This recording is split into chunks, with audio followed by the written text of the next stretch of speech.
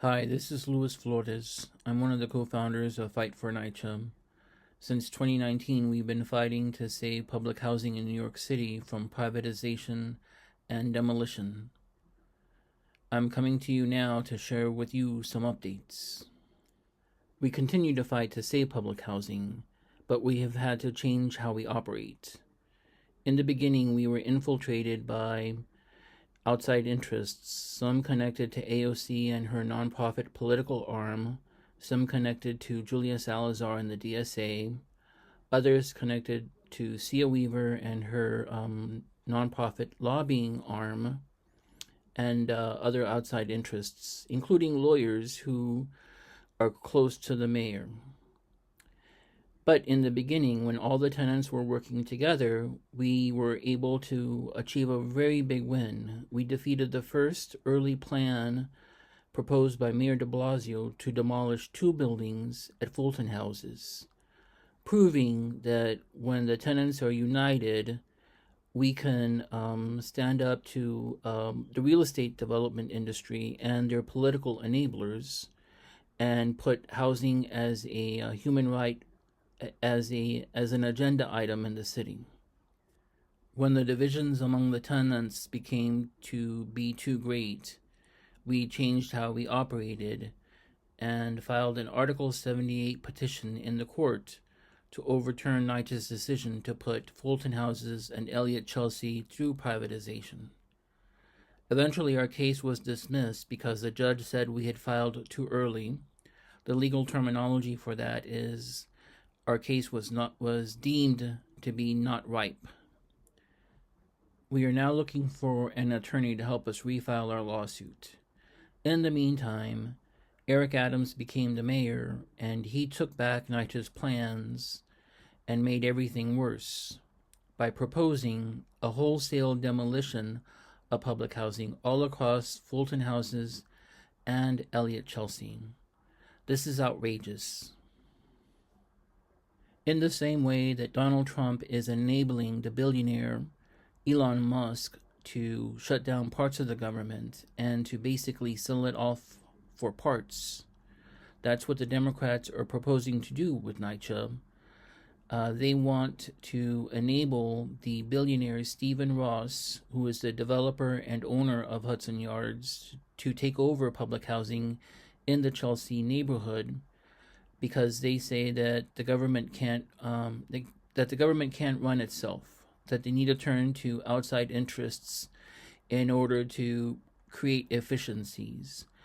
All this talk is a smokescreen for the privatization of government, and that goes against the public interest. I'm oversimplifying our lawsuit to focus only on the judge's claim in her ruling that the issue was not ripe, meaning that we had filed too early for the judge to step in and to overturn NYCHA's decisions. A few months ago, NYCHA entered into what's called bridge agreements with Stephen Ross and Essence Development. That's the nonprofit arm that he's using to create a buffer between him and NYCHA. And we believe that these bridge agreements represent another step in NYCHA's path toward the privatization and development. So all along, NYCHA keeps taking steps going in that direction, but the judge is looking for something that we believe, if it were to happen, would be too late. And this is what I want to talk to you about right now. Some of the groups that have been infiltrating and creating divisions within the tenants and the organizers are still at it. Those groups now are highly connected to the Democratic Party. Some of them are Democratic Party district leaders.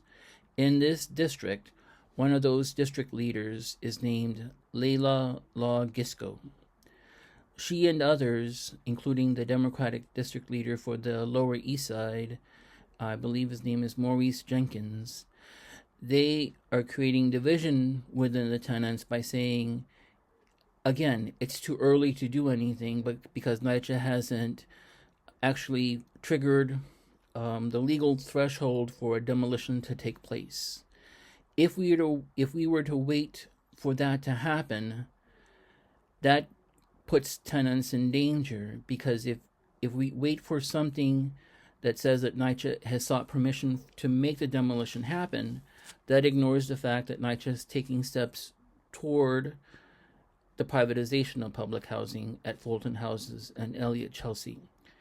And we don't know if NYCHA's plans are to apply for the demolition before or at the conveyance of the RAD PACT development plan, or if Stephen Ross, once he becomes a RAD PACT landlord for NYCHA, if the application for the demolition won't happen after that conveyance.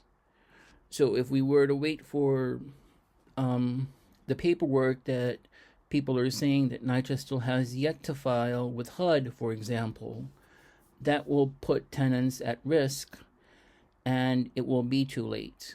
One of the issues that I've discovered as an activist is that whenever the city negotiates or conveys strategic public assets into the private sector as a result of unlawful acts or acts that were corruptly negotiated, the courts never claw back those public assets.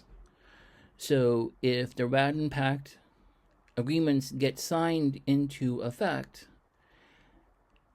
we're not going to be able to, I don't know if we're going to be able to claw that back. That's an issue that the tenants have to be informed about. And I just want to let everybody know that Fight for NYCHA will be organizing a town hall soon where we can go into all of this in detail and to give everybody an update on our efforts to find a lawyer to update and refile our Article 78 petition.